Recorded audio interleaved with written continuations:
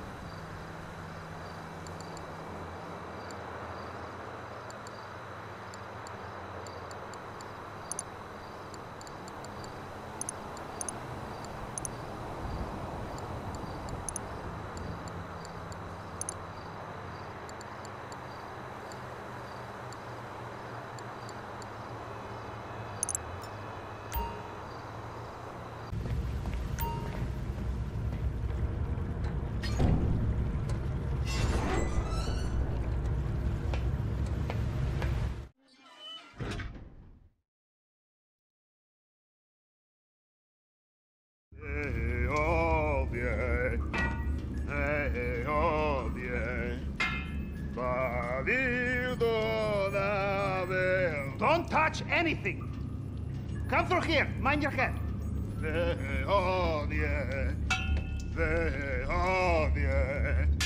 Ah, Capitan!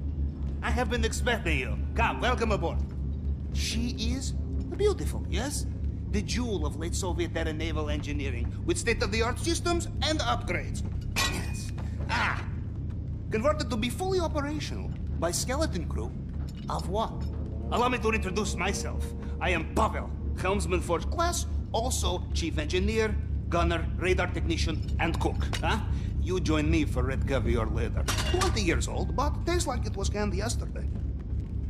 Don't worry. We have not taken a leak. No, this is moon pool. Allows for storage and launch of secondary craft, submersibles, so on. But we are getting ahead of ourselves. Come, double time. Your friend, Mini Madrazo, gets in touch with me just in time. I was about to get involved in some serious geopolitical bullshit, but who wants to get stuck on the bottom of the ocean with 3 IA agents and angry blogger? Before that, was on Brazil-West Africa route. Now that was easy money. Don't touch this. Before that, I faked sailing accident for Liberty State Governor. Not so easy. Don't touch this either. Before that, North Pole. Touch this, and we all die. Before that, I forget. The 90s in Russia were a hell of a drug, These you can touch. Now, the Caribbean, Mini Madrazo explained me the details. This is quite a plan you have hatched, I should let you know, these will not be the first sensitive documents I have liberated. But Mini Madrazo pays better than the Canadian government. I think, yeah. This man you are robbing, Juan Strickler, El Rubio? Cartel boss, cocaine manufacturer, all around bad guy. His little island is better fortified than many countries. Fortified compound, barracks, airfields, sea defenses, air defenses. The documents will be behind it all, hidden away. You will have to plan. You will have to research. There are many ways to thread a needle in a haystack, my friend? This why you need me. You want to know what the element of surprise looks like, my friend? You are standing in it, You have never had a base of operations like this before, I think, Periscope, there. Helm, here. Torpedoes. And Navy wine. This I not show you. And room for upgrades, sonar, guided missiles, because you paid for them. Any questions? First order of business, you must get onto the island and take a look around. There is executive private party, and you are the entertainment.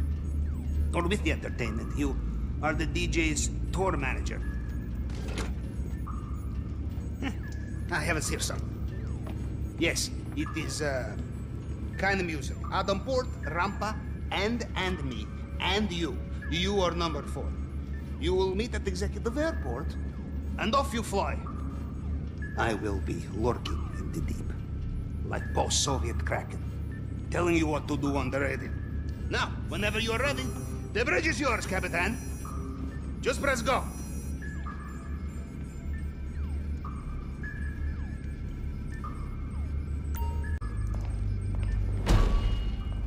Goodbye.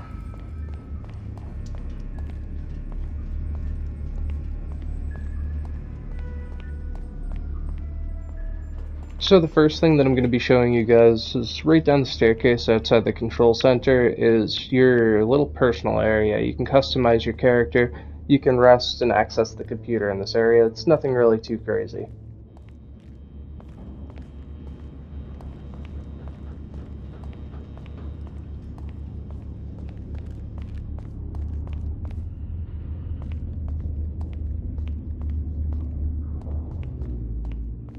So one of the bigger things I wanted to give you guys a heads up about with the submarine is that when you access the kitchen area, you can actually go and get your snacks for free. So if you're going to be spending a lot of time on the submarine and, you know, grinding endgame content such as heists, this is going to be huge. This is one of a few different ways that you can actually get it, but this is nice because it's a little bit more mobile than the other ones.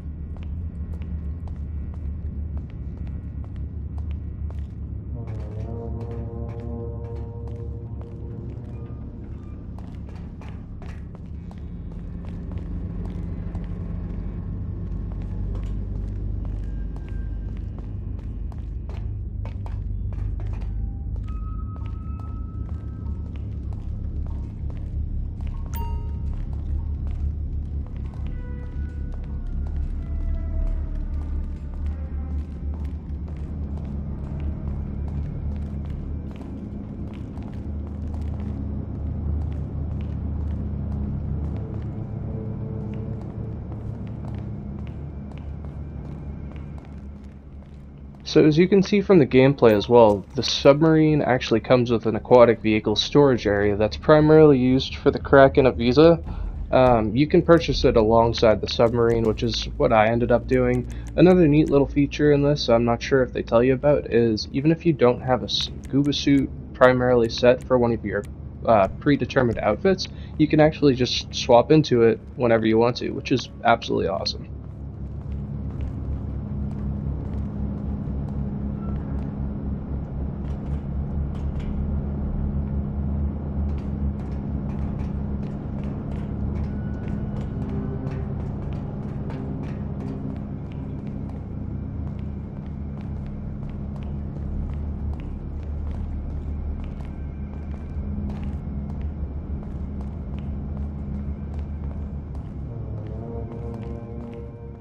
So this isn't really anything so much as crazy, but another little secret that I found in the submarine is that if you really want to, you can get a free flare gun, save yourself a little bit of cash, mess with some players.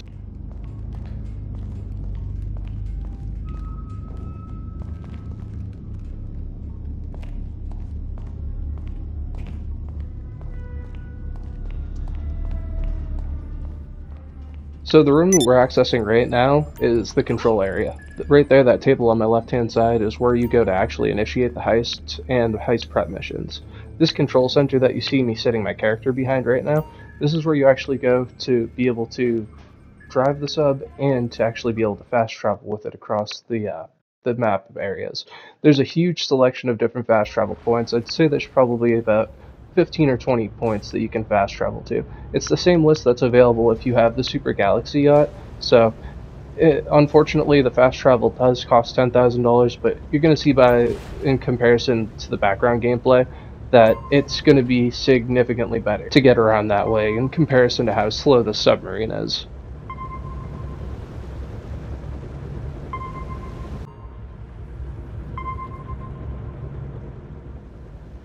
So another really great gameplay feature about this whole DLC that was added is the fact that the sub is actually drivable. So since the sub is drivable, this is going to add another layer of gameplay to things, essentially, because now we have the whole ocean to use. We've had the submarine in the past, but that never had a sonar system that was usable in GTA Online. And with the submarine, we can actually use the sonar system to locate loot caches that are scattered throughout Los Santos. And in my opinion, this is going to be awesome for people who like to sit there and take a little bit extra time searching through the level and just try to get all the collectibles. One thing I'm not sure about though is if these collectibles are going to be able to be collected once a day, once a week, if it's just a one and done kind of a thing. And I'm assuming that the rewards that you get from these caches themselves are going to consist of cash and RP primarily.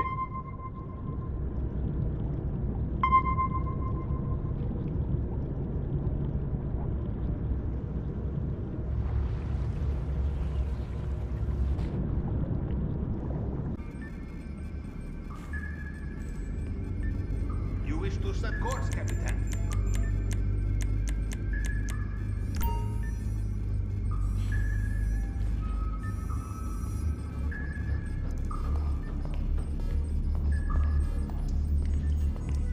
Bye.